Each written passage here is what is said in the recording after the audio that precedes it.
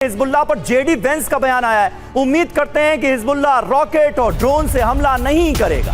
Israel से भी Lebanon में हमले ना करने की हम उम्मीद करते हैं। दोनों पक्षों को डील का सम्मान करना होगा। अब हिजबुल्लाह को डायरेक्ट एड्रेस किया जा रहा है अमेरिकी उपराष्ट्रपति की तरफ से और कहा जा रहा है कि हम उम्मीद करते हैं कि आप ये हिंसा का रास्ता छोड़ देंगे, नहीं मारेंगे, बम नहीं चलाएंगे। रॉकेट जिस हिजबुल्लाह को खत्म करने की बात कभी करता था अमेरिका, आज उसके लिए अल्फाज कैसे बदल चुके हैं, ये जरा आप देखिए।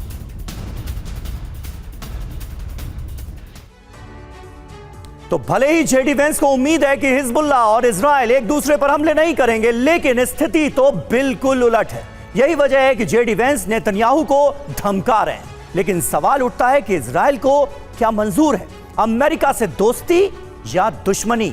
नेतन्याहू अगर डील के साथ हैं तो अमेरिका इजराइल रिश्ते सामान्य बने रहेंगे। यह बहुत करारा मैसेज अमेरिका की तरफ से इजराइल को मिल चुका है। इजराइल को अमेरिका की मदद मिलती रहेगी अगर डील का साथ दिया तो। ईरान के साथ अमेरिका की डील जारी रहेगी। परमाणु कार्यक्रम पर 60 दिनों में बात बढ़ेगी।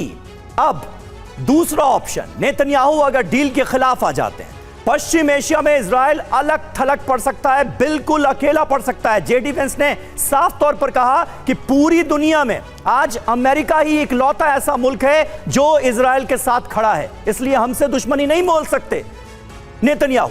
हिजबुल्लाह समेत ईरान से अकेले लड़ना पड़ेगा। ईरान के जवाबी हमले में अमेरिका का साथ नहीं मिलेगा इजराइल को। ऐसे में अमेरिकी मदद रुकने से इजरायली इकोनॉमी पर बहुत बुरा असर पड़ेगा।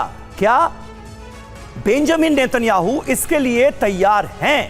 क्या अमेरिका से अलग हटकर अमेरिका के रुख को ना मानते हुए इजराइल का अपना कोई वजूद है क्या? संजय सोए साहब, बड़ा सवाल यहां पर यह खड़ा होता है। डोनाल्ड ट्रंप ने 2 दिन पहले यह क्लियरली कहा था कि अमेरिका के बिना इजराइल का तो कोई अस्तित्व ही नहीं। बिल्कुल समीर, बहुत अहम सवाल है।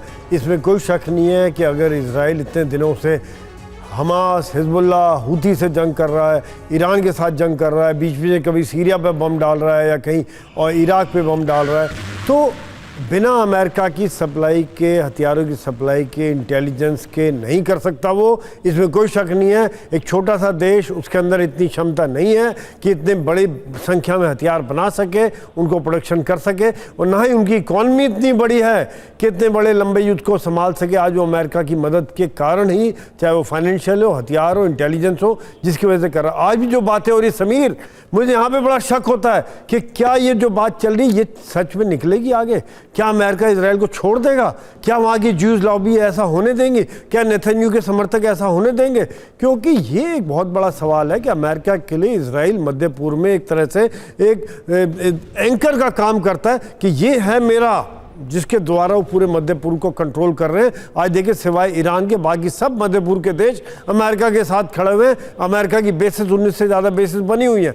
दूसरी बात यह कि क्या पॉलिटिकल एजेंडा भी है यहाँ पर।